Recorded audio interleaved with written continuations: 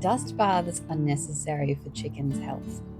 While bathing in dirt seems like an oxymoron to us, it's actually really helpful for chooks to keep their feathers clean by soaking up any excess oils, smothering parasites such as mites and lice, and helping to break up the shaft wrapped around the new feathers coming in. Not to mention, they seem to really enjoy it. Kind of like a spa treatment for us. They turn into this cuddle puddle mess of bliss. In my ever-changing effort to enrich my backyard chickens' lives, I decided to add a purposefully built dust bath for the big girls. I have 3 sets of chickens that have separate spaces because they're all jerks to each other. And I've heard this is because they're not happy or they're not getting enough food, but I think they're just jerks. Anyway, I've previously seen other people using old tyres to build a dust bath, so having one on hand already, I decided to give it a crack. In this video, I'll show you how I went about building this dust bath and tell you some of the things that I wish I didn't do. For starters, this was the first time I had a crack at this tool. I think it's called a reciprocating saw. I bought a set of Makita tools, of power tools, just so I could learn how to use them so that I can be an independent girly and, do stuff that's good. So I wasn't sure how to attack this tyre. I wanted to cut off this top remy bit. I'm not sure what it's called. The side of the tyre, I suppose it is, just to make more surface area for the chooks to actually get into. And this seemed like the best tool to use. I wish what I had done was actually take this out of the chicken run and also put it on top of a tarp or something, because if you can see, there is a lot of this rubber, this black stuff flying off everywhere. Now, my big chooks they're stupid, but I don't think they're going to be eating this, but I just kind of didn't want them actually in the chicken run. I also wish I took it out of the chicken run because I scared the shit out of them with all these power tools, and I think it has put them off using this dust bath.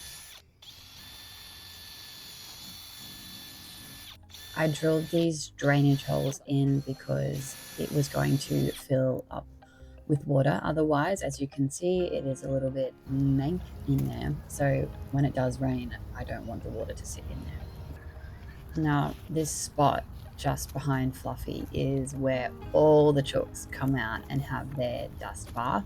So I decided to collect some of that.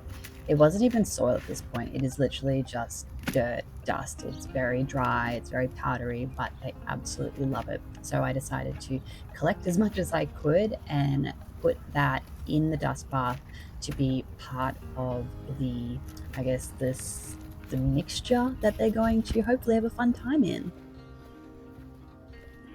I bought a bag of washed river sand that's suitable for using in kids' sand pits and stuff, so I thought it'd be fine to put in the chook dust bath. What I realized was it was washed, but it was still very moist, so I think that was kind of maybe a tactic on the company's part to keep it moist so it would weigh a lot heavier. And I think I said moist 3 times now. But yeah, a 20-kilo bag of wet sand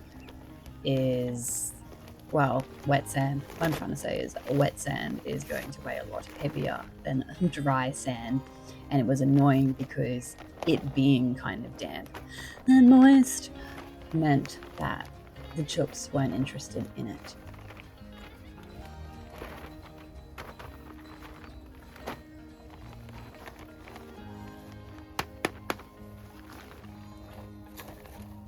Once I added the dirt that I got from the yard outside, I also included this poultry powder mix stuff that had diatomaceous earth and I think some other kind of parasite control. There wasn't actually a lot left in this bag because I left it out one day and the crows saw a bag and they assumed it was a bag of food, so they tore it open and spilled it everywhere.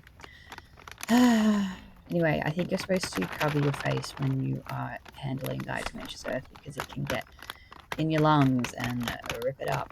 I put my shirt over my breathing holes, and I am not dead yet.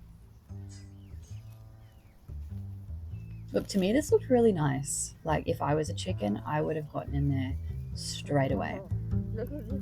But I did mention already that my chickens are jerks, so they weren't interested.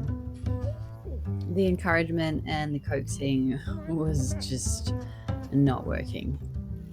I think it really did come down to me using the power tools in the chicken run, and I think it just scared them, and they're not interested in whatever this scary new thing is. I mean, they did have a little look at it, but that's as far as we got, which was such a disappointment. But I think my chickens, I swear, they are like toddlers. Like, you know, when you buy a really fancy toy for a child and they're not actually that interested in it and they're more interested in the box. Whatever, man. I did position this in a sunny spot, but I wish I actually built some kind of shelter to keep the rain off it, because covering it up all the time is really not the best practice. I will continue to try to encourage them to get into this, and we are taking some small steps. I've been chucking some of their food in there, but it's just not happening. My little chickens are just way better.